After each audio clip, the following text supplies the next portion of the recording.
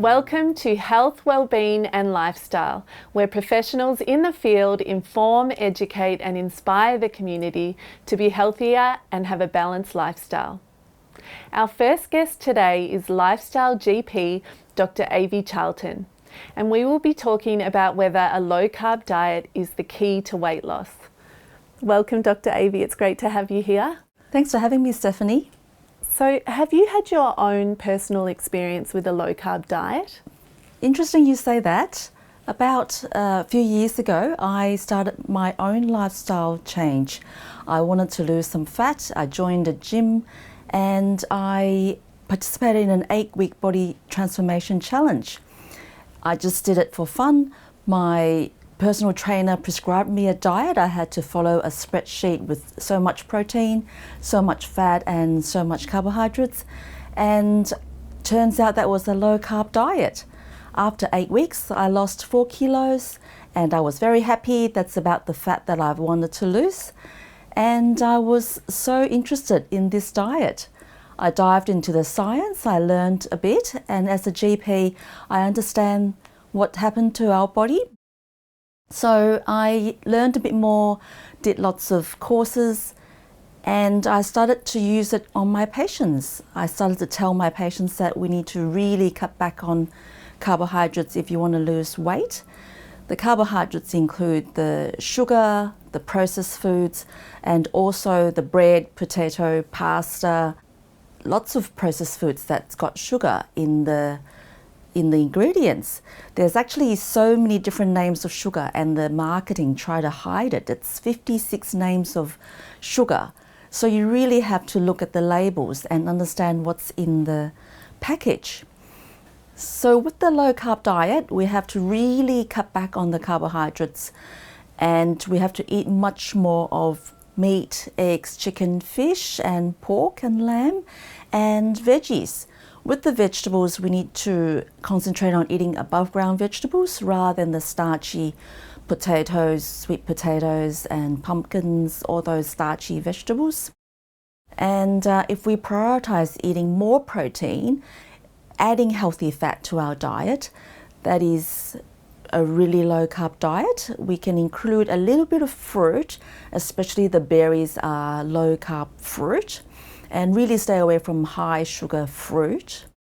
If we eat when we're hungry, reducing the amount of snacks that we eat, that will help us to burn our fat that we don't want, and that will help with losing weight. A standard Australian diet or standard American diet is usually 200 to up to 500 grams of carbohydrates a day, especially when you eat cereal and oats and bread and then desserts and sugar and maybe some snacking on some chocolate. So a low carb diet is usually below 50 to 100 gram a day. And there's also variations called ketogenic diet, which is even less, like less than 20 gram of carbohydrates a day.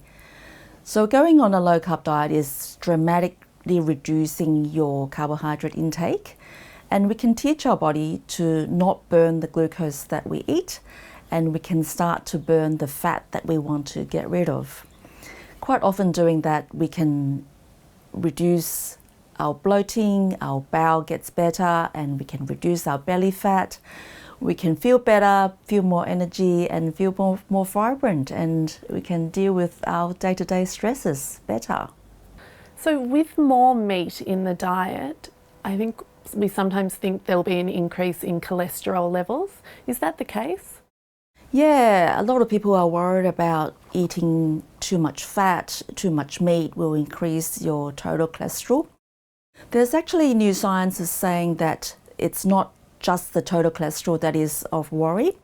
It's more the triglyceride, which is the other part in the cholesterol profile, and the good cholesterol, which is the HDL. So some people have heard that about the ratio. So the ratio between the triglyceride and the HDL is much more important and informed us the risk of heart disease, cardiovascular risk, rather than the total cholesterol. So there's new science saying that inflammation is important about increasing your risk of heart attacks, and the total cholesterol might not be as important, and the bad cholesterol might not be so important either. So we really should look at the whole profile, the whole person, to assess the risk of heart attacks. I see. Very interesting.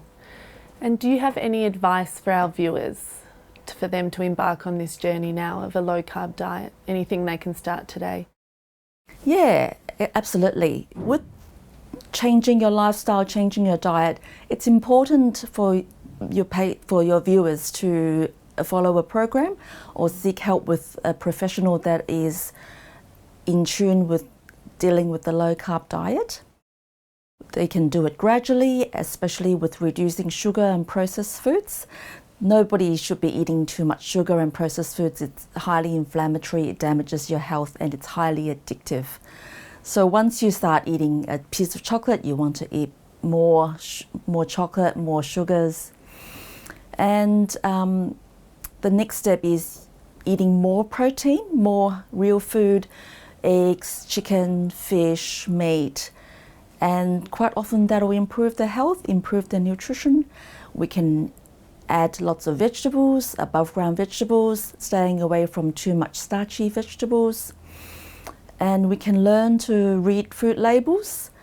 Don't eat too much processed foods and chemicals, numbers. And read the really fine prints of the food labels. And doing that, they can follow a program, learn to how to improve their life, and quite often losing weight, and people will feel much more energy. They can think better, feel better in themselves, less bloated, reduce the risk of chronic diseases like metabolic syndrome, diabetes, and even Alzheimer's disease, cancer, inflammation, aches and pains. So adopting a low-carb diet can have tremendous health benefits. Now lots of studies showing that is the case. Wow, it sounds incredible. Thank you for all of that information. Thank you. If you would like to learn more about a low-carb diet for weight loss and Dr. Avi Charlton, please visit her webpage on our website, healthwellbeingandlifestyle.com.au. And after the break, we will be back with another interesting guest and another interesting topic. Stay tuned. After the break, holistic counsellor Barbara Jackson will be talking about the benefits of sound healing.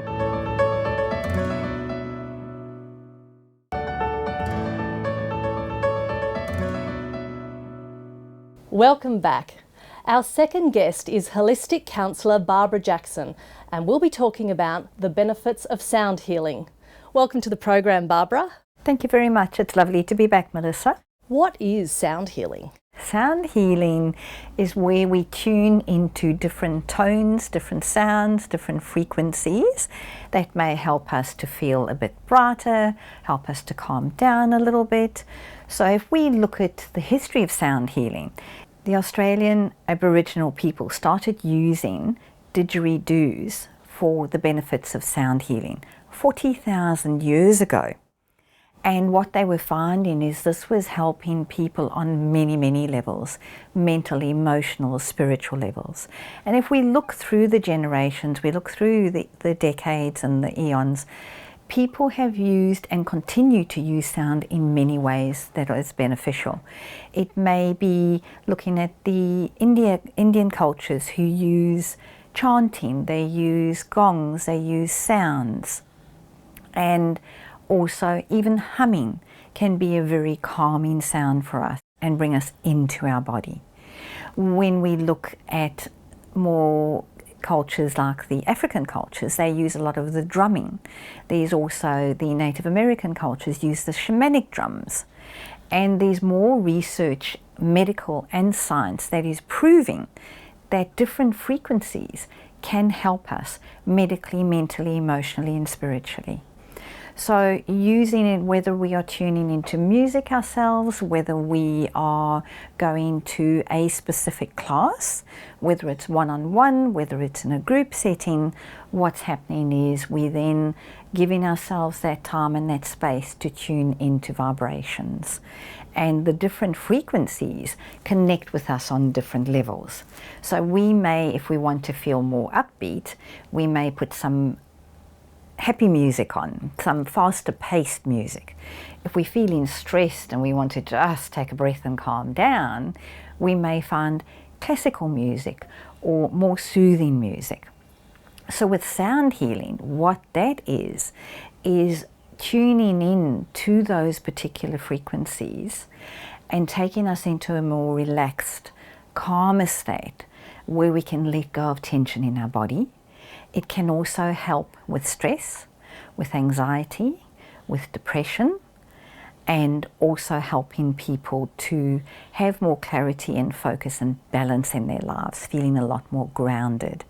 So when we understand what type of sound resonates with us, we can then tune into it and find that it can help us in so many ways and on so many levels.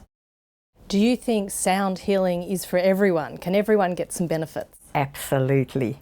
So when I started talking, I couldn't say 2 words together without stuttering really badly. My grandmother taught me how to sing my sentences, because when we sing, it's very melodic and the words flow into each other. When we speak, the words are cut off in between each word. And that is how I learned to speak without stuttering. So this is something that anybody could use at any age. You look at people on some of these programs, people who have Tourette's. They can sing perfectly and beautifully, and yet when they speak, the Tourette seems to elevate again. When I was pregnant with my children, I have cats, being an animal lover, and the cats would sit on my lap and up on my belly and purr.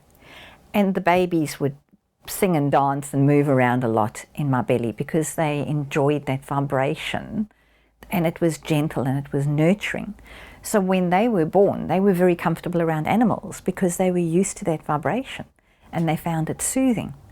They also say that when women are pregnant, to play soft music, to play soothing, comforting music.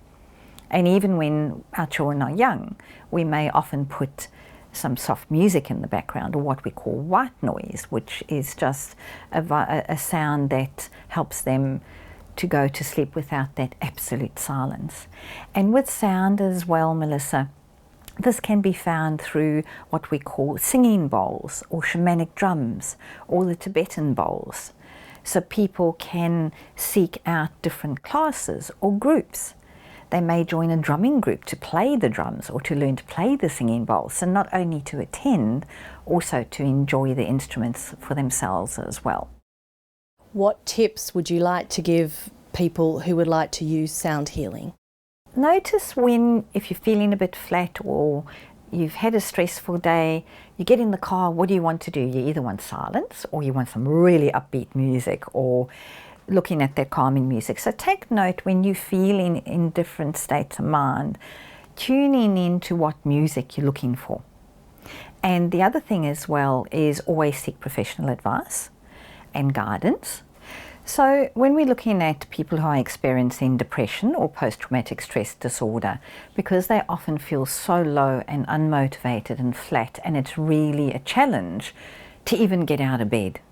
So their professional may help them with a program that might have some more uplifting music, something that they can resonate with though, because not all of us will resonate with the same music. Some people like heavy metal, some people like classical, some people like pop. Some people like jazz.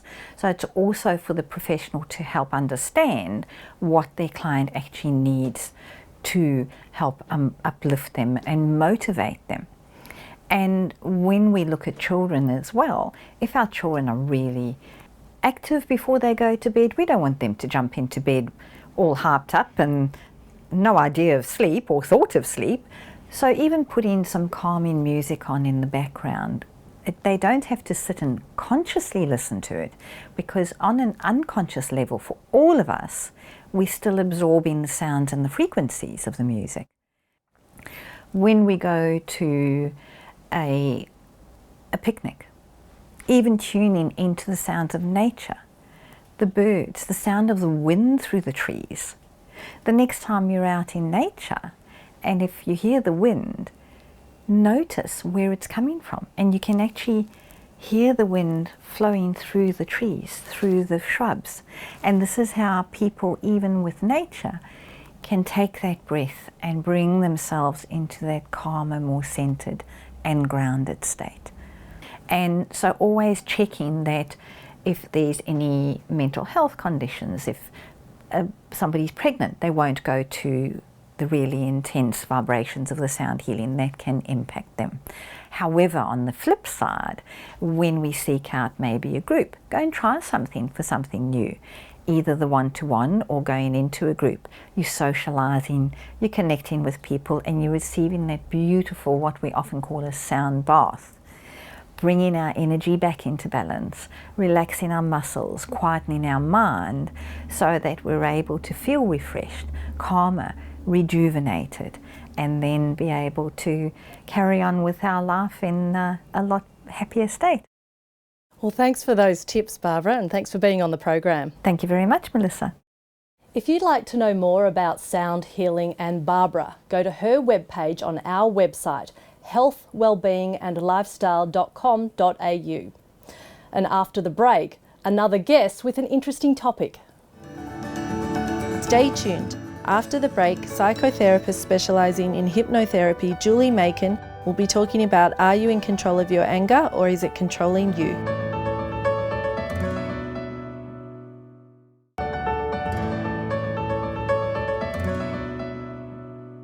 Welcome back. Our last guest is Julie Makin, a psychotherapist specialising in hypnotherapy, and we will be discussing an important question. Are you in control of your anger or is it controlling you? Welcome, Julie. Hi, thank you. So tell us, how does someone know if they're in control of their anger or not? Okay, well, firstly I would say that there is no control with anger. So what happens when we get angry is our prefrontal cortex actually just switches off. We go into that fight-flight scenario and we have no logic, we have no impulse control anymore. So really I would say that if you're experiencing anger, you're actually not in control. And the way I look at anger is a subsidiary of fear. So what I would ask you next is, what is it that you fear? What is at your base of what it is that you actually fear? What is it that you're avoiding asking yourself? Okay, so how does anger connect with fear and a deeper belief about yourself? Okay, so the way it actually works, when we go to the doctor, okay, generally we might have a rash or a physical wound on us, or we're feeling sick or something like that, and we go to the doctor. But when we have something like an internal wound, it gets touched and then we respond from that pain and that hurt. Therefore, the anger comes up. So when I'm not feeling good enough, you know, I'm feeling really hurt and I've got pain, you know, that is going on. And therefore then I am responding with that anger, and I'm putting blame onto that other person. I felt like my words weren't important to this other person. I felt like my words weren't important. And if my words aren't important, then I'm not important. And if I'm not important, I'm not good enough. This is my base belief.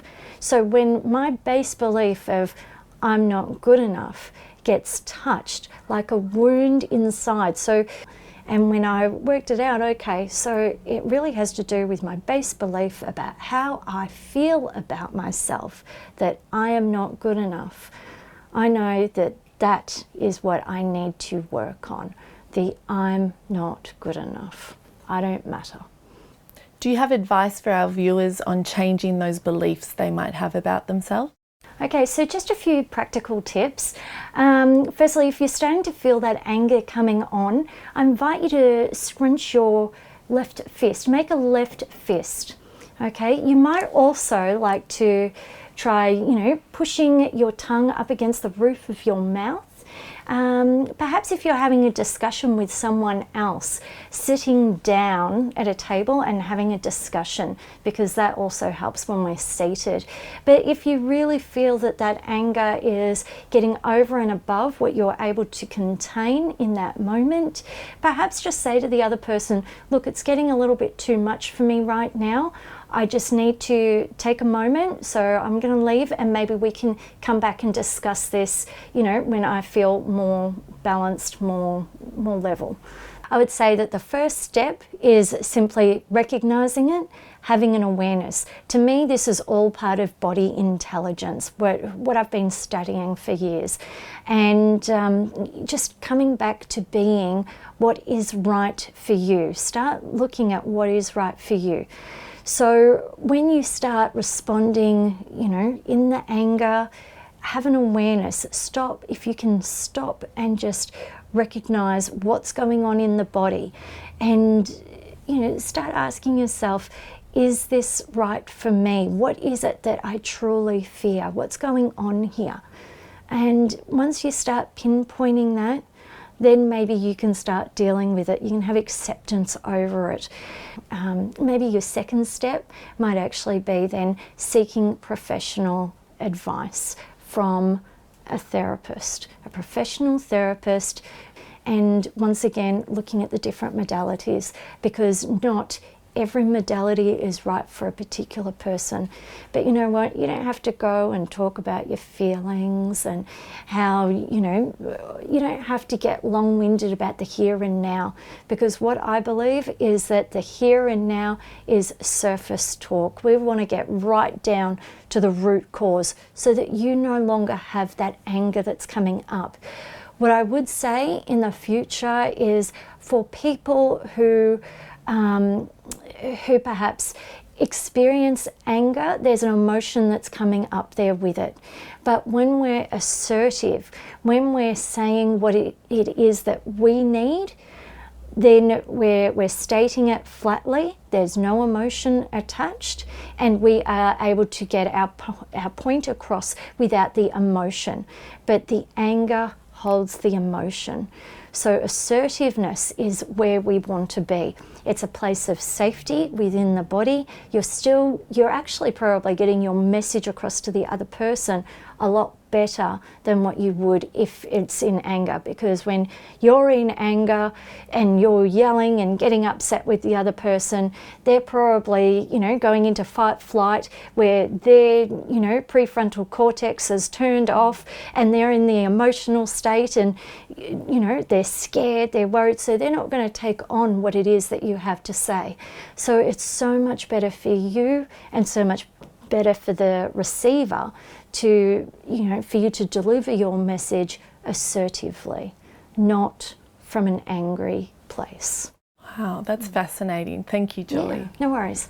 If you would like to know more about controlling your anger and Julie Makin, please visit her webpage on our website, healthwellbeingandlifestyle.com.au. That's all we have time for tonight. Until next week, goodbye.